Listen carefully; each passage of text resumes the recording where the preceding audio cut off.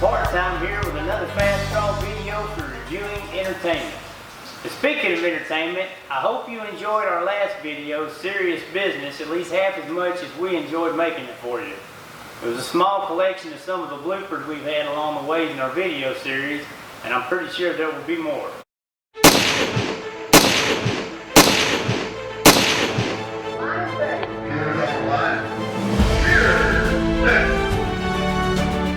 Today's video is a request by one of our viewers regarding positioning yourself on the firing line.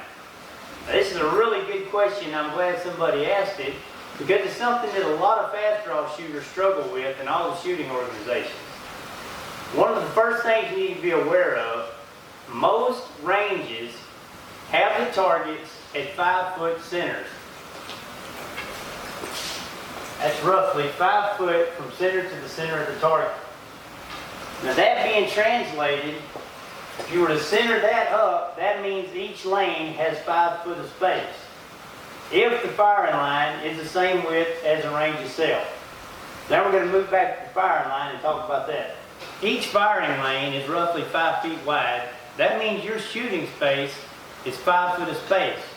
After that is your opponent on this side space and your opponent on this side space.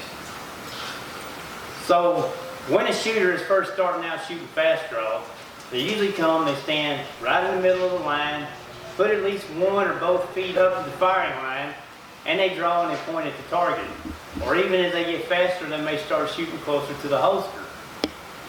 A very important thing you need to know about fast draw, your misses are just as important as your hits when you're trying to figure out your shot. Now, I'm not talking about when you're sporadically missing all over, high, low, left, right. When you're first learning how to shoot, you may be doing that, or even after you've been shooting for a while and you're just not having a good day, those kind of things happen. I'm talking about when you have a consistent cluster of hits in one location off the target. That is what you really want to focus on. So imagine the paper plate on the backstop represents a cluster of consistent misses that you're having either during a major competition or during a practice. Now we're going to let this broomstick represent the trajectory of the gun. As you can see, the way I'm positioned, the broomstick is pointing directly at the plate where the misses are going. If you're consistently missing in one spot like that, what most shooters want to do is automatically move over towards the other opponent to try to fix that. Now, if it's a small distance like that, a little move can actually help you. Well, let's say you're shooting so far off to one side you're almost hitting your opponent's target. You don't have enough room in your lane to move over to correct that. And if you do get all the way over, you're going to crowd your opponent. So what you want to do, instead of moving your body, you want to pivot at your feet.